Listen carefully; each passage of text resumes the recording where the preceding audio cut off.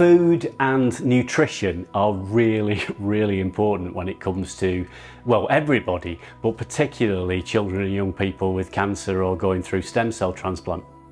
That's for loads of reasons. I mean, one of the reasons is that the chemo that we use actually affects the taste buds. So it affects how you taste things, how you smell things, and that then means that something that you really, really like before treatment, doesn't taste right. And if you're a teenager, you might be able to say, my Cheerios taste of car keys.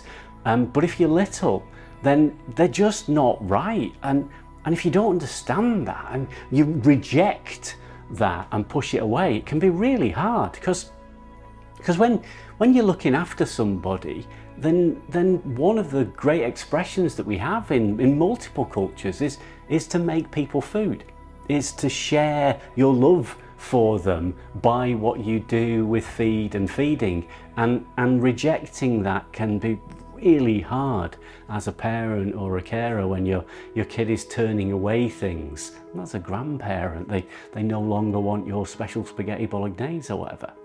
And it isn't that they're being awkward, and it isn't that they're being picky, it's that there is chemical difference in how their taste buds work. We know that we're working with a team in order to try to understand that, because it varies between kids.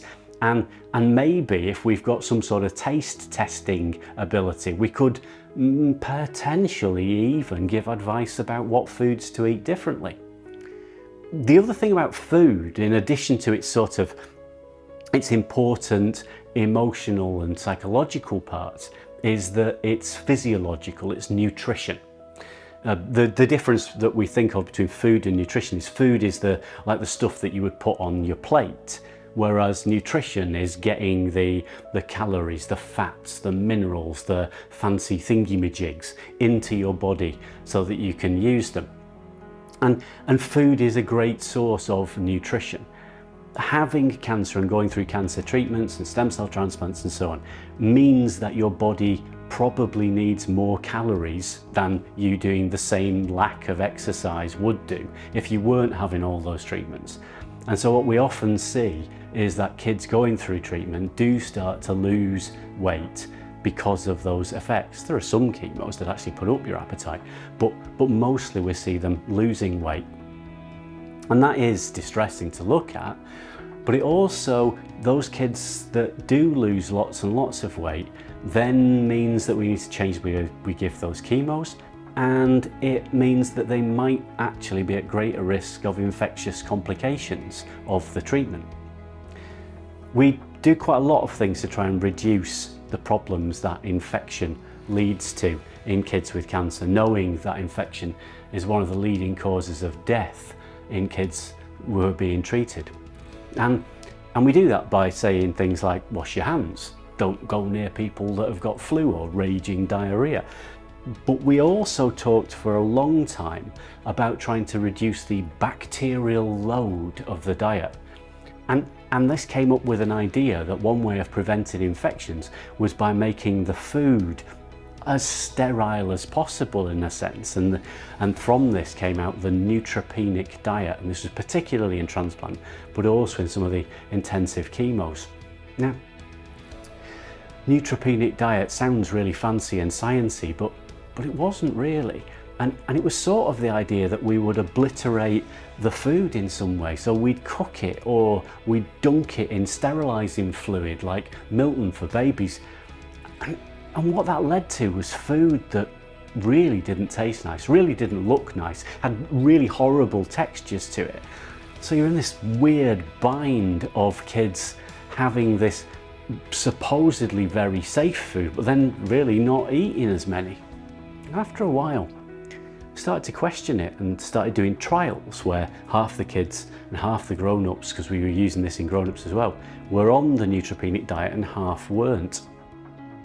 And what we've done recently is do a systematic review. We've pulled all of those trials together so that we're not just cherry picking, we're looking at what does the whole of the evidence from the world say. And what it says is, if you use this really, really intensively restricted neutropenic diet, you probably do no better, and potentially a little bit worse, than if you use safe handling approaches to food. We've turned that with a massive international body into a clinical practice guideline. We've done webinars, we've done talks around the world to try to get people to move away from this neutropenic restricted diet and instead talk about eating safely. There's still more work to do, because you can say eating safely, but then what does that actually mean? What is safe and unsafe? And actually, is it different between countries because of different legislation around how you bring up chickens or farm your onions? And so there's still work to be done to really understand what that means. But what we absolutely know is we should not be doing neutropenic diet anymore. We should be moving to safe food that is as least restricted as possible, so that we can work with these changed appetites, these changed tastes and the picky alterations that happen all the time to, yeah, provide good nutrition, but to do it in a way that lets people eat real food and actually enjoy it, because that's one of the great things about food. It really is one of the things that we love doing, is eating and eating together and eating around. And this research is hopefully going to help that.